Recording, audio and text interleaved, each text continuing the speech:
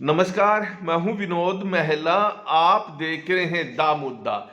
JJP के नेता दुष्यंत चौटाला अजय सिंह चौटाला के जन्मदिन पर आयोजित रैली में खूब बरसे और अलग ही तरह के रंग में दिखाई दिए।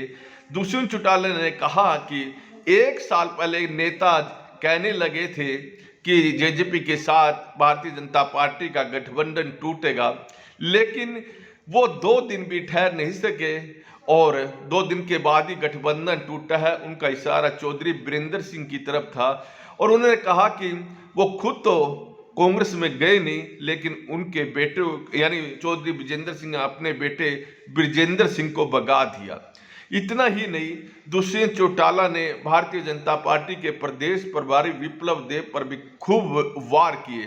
उन्होंने कहा कि भारतीय जनता पार्टी के प्रदेश प्रभारी विप्लव देव ने कहा था कि उनके पेट में दर्द है, यानी दुष्यंत चौटाला के पेट में दर्द है और उसकी कोई दवा नहीं। अब दुष्यंत बोले, मैं उन प्रभारी को पूछना चाहता हूं जिन्होंने उचाना में आयोजित एक रैली में कहा था कि दीदी विधायक बनेगी, यानी दीदी चौधरी बीरेंद्र सिंह की पत्नी प्रेमलता भारतीय जनता पार्टी के टिकट पर विधायक बनेगी। दुष्यंत ने कहा कि विप्लव देव बताइए, आप वो दीदी कहाँ हैं? वो दीदी ही नहीं, भांजे जीजे ये तमाम छोड़कर आप लोगों के चले गए हैं, यानी वो कांग्रेस में चले गए हैं। दुष्यंत चौटाला ने कहा कि उनके पास एक खबर आई थी पीछे कि उनके विधायक को भारतीय जनता पार्टी तोड़ने वाली है। उन्होंने कहा कि हमारे कैडर के तो 5 विधायक थे, 5 तो इधर उधर से आए थे। इस पर वो ज़्यादा बोले नहीं।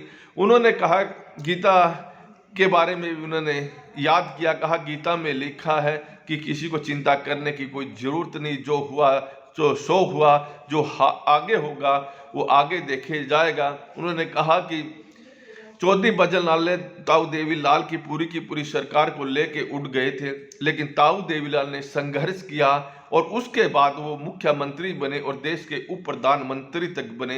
वो अजय सिंह चौटाला की जो सेना है वो कमजोर सेना नहीं है और अजय सिंह चौटाला का हर कार्यकर्ता गांव दर गांव जाएगा और फिर से पार्टी को खड़ा करेगा। फिर से जेजेपी के जो नेता हैं विधायक बनकर जाएंगे, सांसद बनेंगे।